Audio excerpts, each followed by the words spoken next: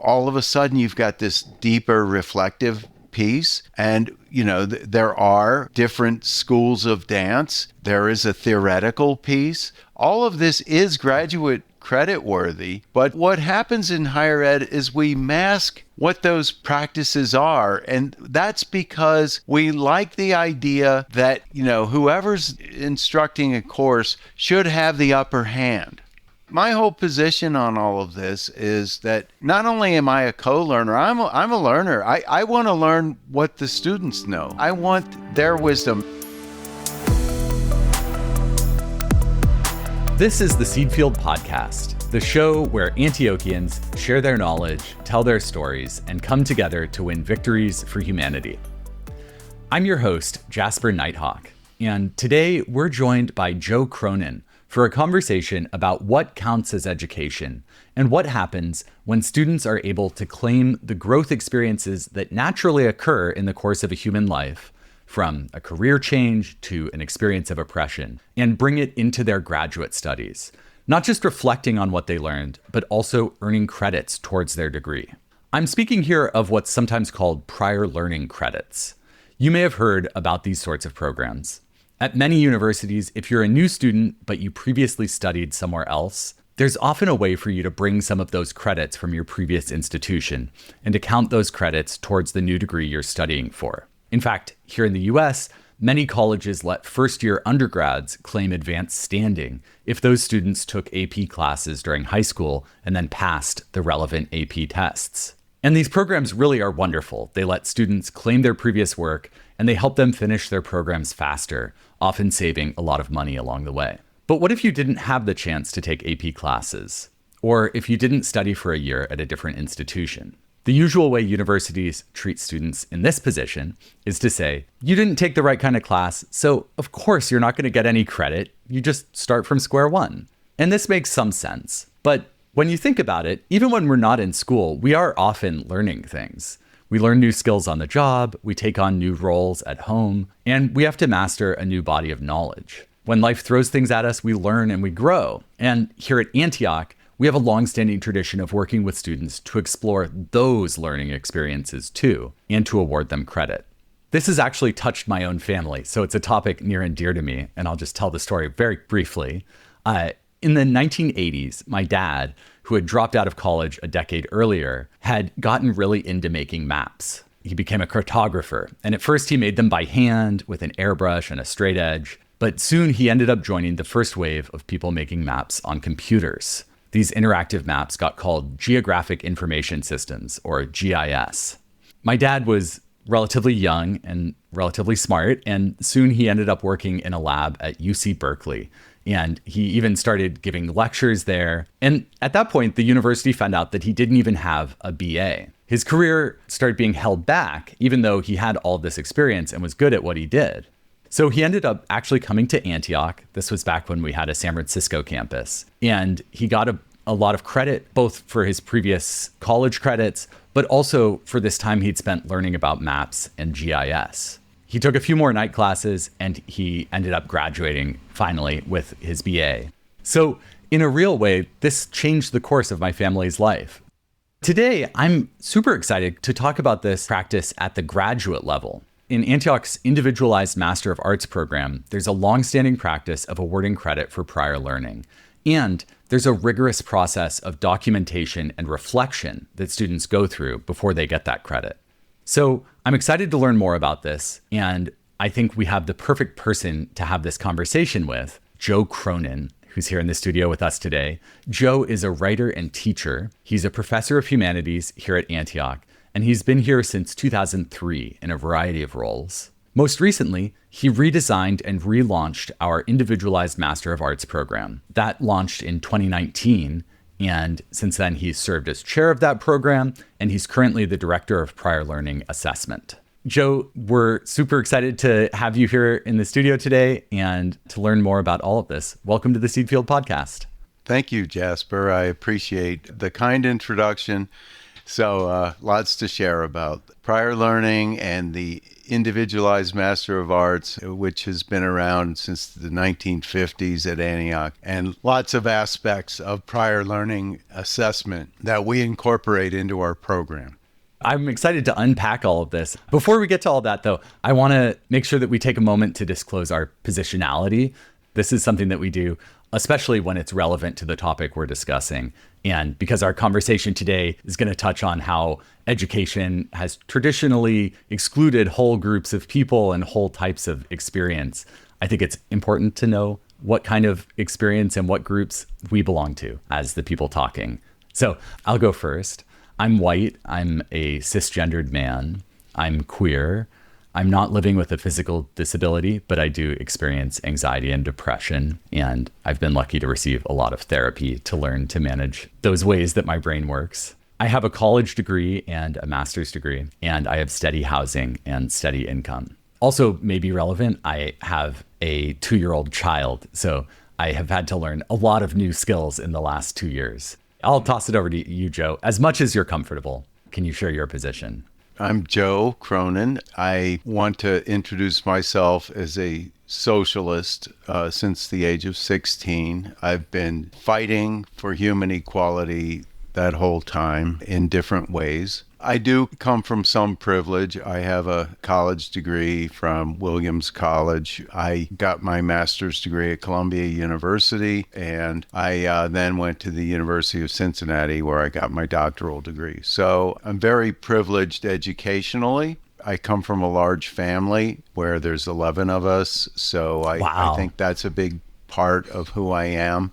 Mm-hmm. I have a stepdaughter who's been like a daughter. I've known her since she was age 3, and she has 2 kids. So I'm a grandpa, and I've got a son who is in his 30s as well. And, I'm very close to them. Thank you for sharing also your political affiliation or orientation to the world and how you understand things. I do think it would be useful to let listeners know a little bit more about the Individualized Master of Arts program if they don't. So yeah, tell us what the Individualized Master of Arts is as well. In fact, what our students do is they design their own degree programs in one of 2 areas. We offer an MA in the social sciences and an MA in humanities. And I am a professor of humanities. So the students who come in areas like philosophy, and we get quite a few of those, by the way, literature, writing, history, cultural anthropology, religious anthropology, and I could go on and on about traditional humanities disciplines. This is pretty much an interdisciplinary degree that they put together themselves with some help. So I like to refer to that as structured individualization. And, I won't go into the Jungian roots of the term individualization, but really it has to do with the full expression of who we are as human beings. And so we challenge students to create a program that dares themselves to be a better version of themselves and to try to get what they aspire to be in life right now, and to actually not only study but to do, because to do is to know, as Plato says. I love what you said about the Jungian idea of individualizing, of sort of like figuring out your own identity, your own place in the world, separate from the pack or the herd or the mass of society and maybe the paths that are pre-made, these sort of like, I'm pre-law, I'm going to law school, I'm going to become a lawyer. It's like there was never a need for any creativity necessarily on that path. But if you're figuring out your own, and this is where I think maybe some examples would be useful, that you're individualizing the degree. So you're creating like an MA in peace studies if you're interested in peace and in promoting that. And that's really what you want to study. You don't want to get an MA in political science. You want to get an MA in peace studies. And I know that's from a specific example. But yeah, No, that's exactly right, though. To take it even a step further, one might wish to be a writer, but I think, as we both know, there's all types of writers out there. So what kind of writing do you want to do? We have a student now who wants to do specific types of professional writing. And we can accommodate that because, number one, we have faculty who can help design courses or work We have courses that are being offered in other programs that students can take. And we also allow students to, and in fact, we demand that they learn how to design their own courses and write their own syllabi. And the thing is we demand of our students that they learn how to write a syllabus right at the beginning of the program so that they become familiar with not only, it's so different when you do that, right? When you are in charge of writing the learning outcomes, the course description, coming up with the course materials, right? Yeah, and determining the rubric that you'll be graded by. Well, we do have common rubrics, but we also have them fill out a course schedule. We have them determine what kind of assessment they want to go through, because we have many students who self-identify as neurodivergent. And, for some, doing, for instance, oral traditions, it works more comfortably than doing written traditions. So we allow them to have kind of mastery not only of the what, but the how of their own learning. And so in my mind, this is one of the most innovative programs that and this program has been around since the 1950s. So, it's not a new thing, but in this day and age, it's so rare to see people having the freedom to design their own work. Now, having said that, that freedom does encompass a serious responsibility. And that responsibility isn't about things that others are telling me, for instance, if I were a student, that I must do. Those things tend, in fact, to be slightly easier. It's easier to just follow somebody else's lead sometimes. It's harder to say what I want. Right? I'm in my, seventh decade on this planet, and it's still very difficult for me to say to myself, what do I really want out of this? I think we all face that. Yeah. What do I want out of this? It's a really difficult question. No, that feels super relevant. And it feels like a degree where you're forced to encounter that question and try to resolve it again and again, hopefully with somebody holding your hand, actually sets you up for the rest of life, perhaps better than a degree where you're given all of your outcomes and learning goals and everything else from the moment you step in the gates. It's a radically different thing to say, what do I want to learn and how do I want to learn that? It does open up all kinds of freedoms, but we don't make it necessarily easy, but we do help students along throughout that process. Yeah, but difficulty is not a bad thing necessarily in education. No. So within a self-designed degree, are students first they're determining what they're going to be studying and then they're considering if they have prior learning assessment? Is that the order that this goes in? What we do is we have the students, first of all, they have to be able to transfer the credits in because these count on their transcripts as transfer credits. Our programs are 36 credits. So if a student does prior learning, and let's just use that hypothetical example, right? And Ottoman history, let's just call it that. They bring in 6 credits through prior learning portfolios. Those 6 credits would have to appear in their degree plan. Now, they may appear as electives, and in some cases, that's perfectly fine. Because 36 credits gives us enough latitude that, we don't need all 36 credits to apply toward Ottoman history. They may be in, sculpture, or they might be in something else, and they would just be treated as electives then. Yeah, I love this example. I wonder if you could share with us some other examples of actual students who've applied prior learning credit towards their degrees. I'll give one example. It just comes to mind. A student who wanted to do something that isn't ordinarily offered in school systems. She did a couple courses in one of our sex therapy programs, okay? And what she was interested in doing is working with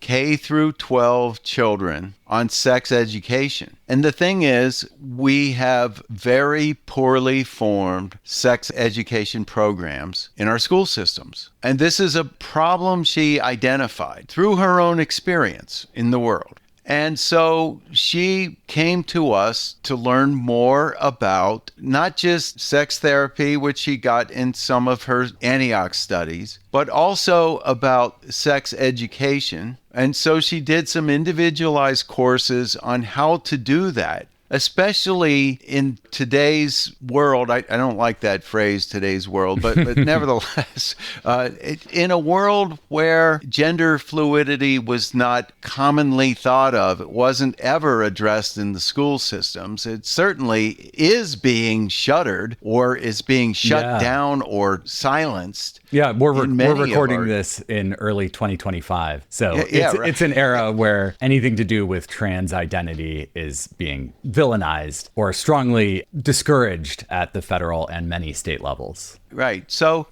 what many of our students end up doing is creating their own, not only degree programs, but we always ask them to figure out how to apply their learning. Mm-hmm. Like, okay, so now you've got a great theoretical construct here. Go do it. Go do it in the world. Yeah, for real. Use this program to actually do this. That particular student, works in a school system as a sex educator. That's great. Because she was able to convince school administrators of the need, of her ability to deliver that. And she also got the concept from actually doing the work. Yeah, so she had been doing work in schools and had realized there was this strong need. She came to the IMA. She said, I'm going to create a program that's all about sex education, exploring it from different angles, finding people to work with so that I can just laser focus on this. And was she able to bring in her prior learning from being in the schools? Yes. I mean, her prior learning came from, educational experiences, both as a mom and as a teacher. What we frequently lose track of in higher education is the power of self-reflection.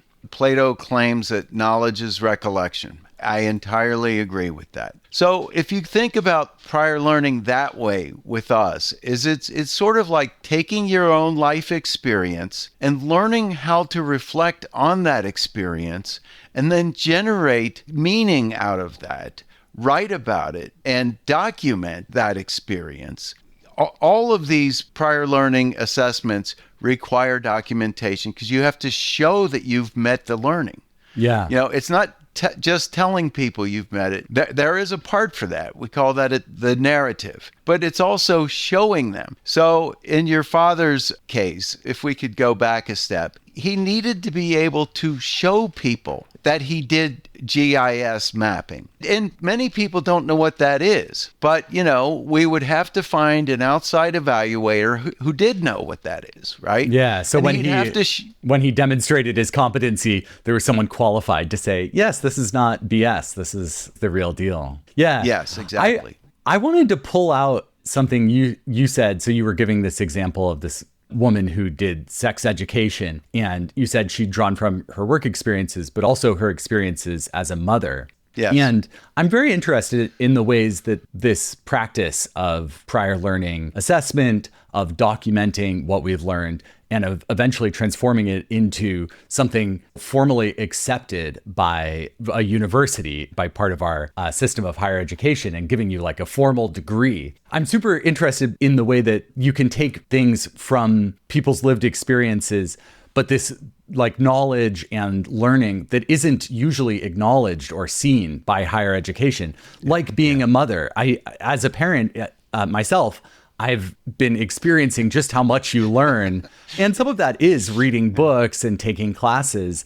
And some of that is just lived experience. But there's no master's degree in being a parent. Yeah. And so, could you talk a little bit about the ways that this can... Yes. Most adults pack in a lot of life experience, but what they don't have is the ability to reflect on that experience and learn from it. That's the power of this degree plan, and it's why it fits so well into the IMA.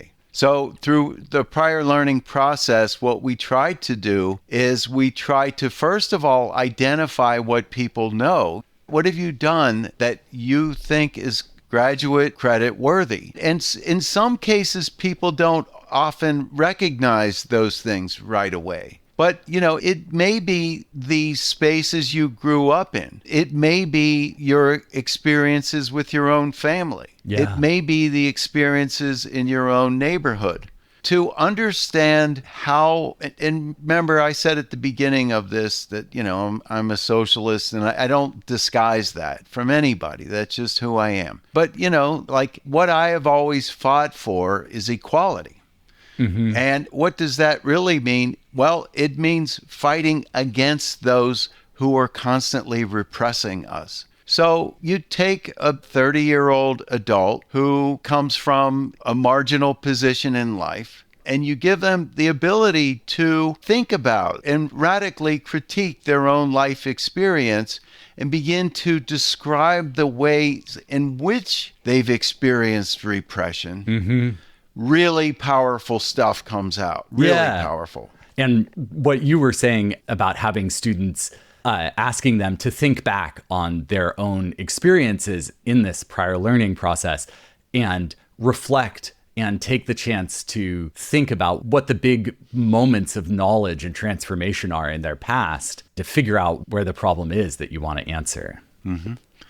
And to come up with my own language for it, right? Some students favor oral traditions. Some students favor, dance traditions. We've had students who were dancers, several, who, in fact, for their capstones would dance, and you can video capture that, and they can describe what they're doing. And, all of a sudden you've got this deeper reflective piece, and there are different schools of dance. There is a theoretical piece. All of this is graduate credit worthy, but what happens in higher ed is we mask what those practices are, and that's because we like the idea that whoever's instructing a course should have the upper hand. And my whole position on all of this is that not only am I a co-learner, I'm a learner. I want to learn what the students know. I want their wisdom. It's powerful to me to see their full rehumanization through the educational process. And we've got various models of self-actualization and so on and so forth. But I think that to really be your truest self and to be the most powerful human being you can be, you need to be able to do it. And somebody needs to be able to see, feel, hear, sense, and appreciate what that means. So that's where I come from as an instructor. Is I want to learn from you. That's beautifully put, Joe. Yeah, I love that. And it makes me think the individualized part also allows the instructor and the institution and just society to learn about other places where maybe there should be effort being expended to learn about subjects. And I think about definitely the most famous graduate of the IMA, Jose Ramos Horta, who graduated, I believe, in the late 80s. And I had the chance to profile him for the Antioch Alumni Magazine a couple years back. And the very pocket history for listeners who don't know is he's the current president of Timor-Leste, the state that's also known as East Timor. I got to learn about his studies in the IMA, where he was able to identify some of his own advisors. So Noam Chomsky was one of his one of his instructors. Right. And reading his thesis, I was like, wait a second. I read his address when he won the Nobel Peace Prize. And it turns out he had laid out all of the ideas that he would later talk about in his Nobel address in his Antioch thesis in peace studies. And that to me just spoke about how powerful it could be to give somebody the chance to study exactly what they want to study. He didn't want to study political science. He wanted to study peace studies. I mean, you may have something to say about that. But I actually wanted to ask about the conflict resolution programs that you were telling me about when we spoke before. In terms of the conflict resolution, it's true that that's one of the programs that came out of the IMA, which is kind of an incubator for different programs, because what happens is you get a number of students who begin to study something and begin to unlock its potential. And soon enough, you've got enough of a mass of people that you can put together a program. So we had so many students in the IMA interested in peace studies that it eventually turned into a program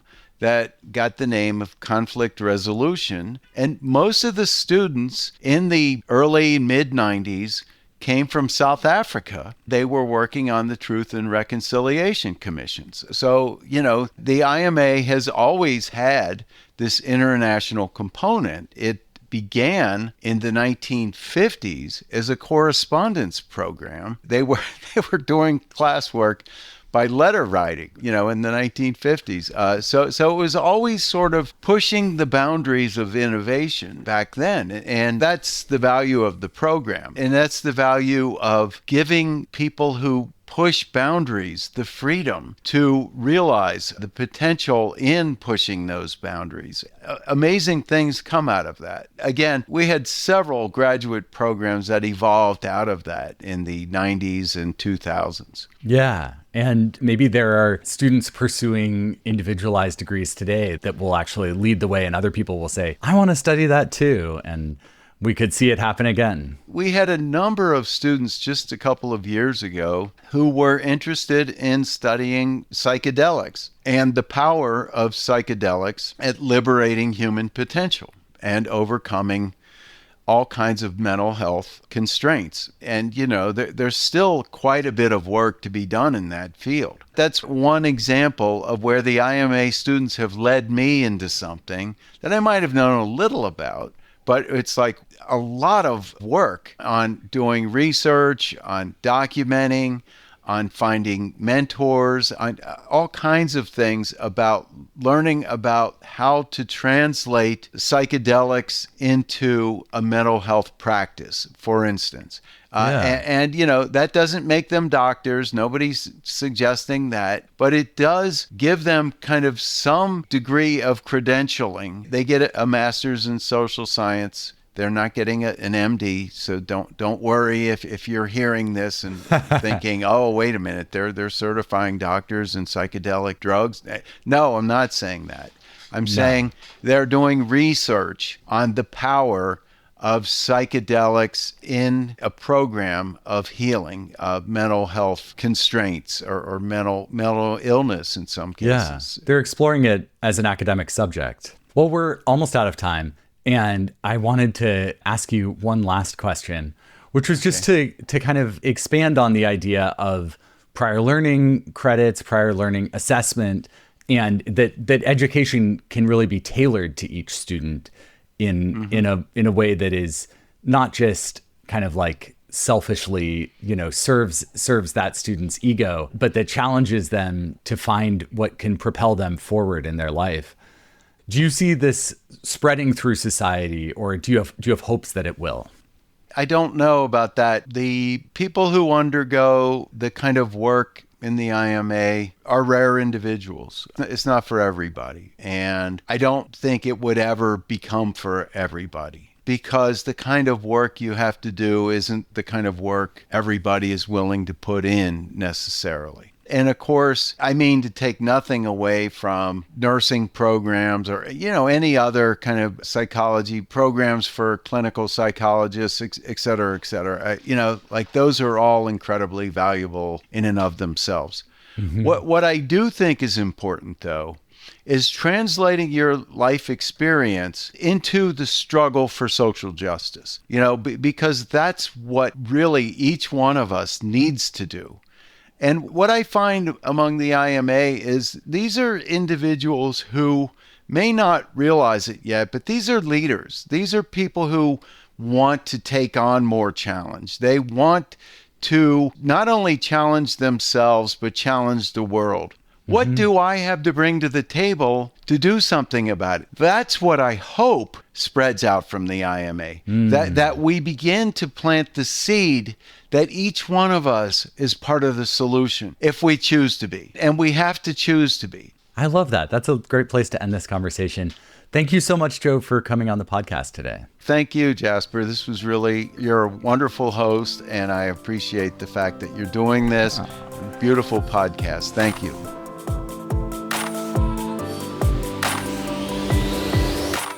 You can learn more about the Individualized Master of Arts program through its program page on Antioch's website. We'll include a link to that in our show notes. And I'm also going to link there to my profile of Jose Ramos Horta, the IMA alum who went on to win the Nobel Peace Prize and who is currently serving as the president of Timor-Leste. I'm also going to link to a profile of a more recent IMA alum, Emma Lombardi.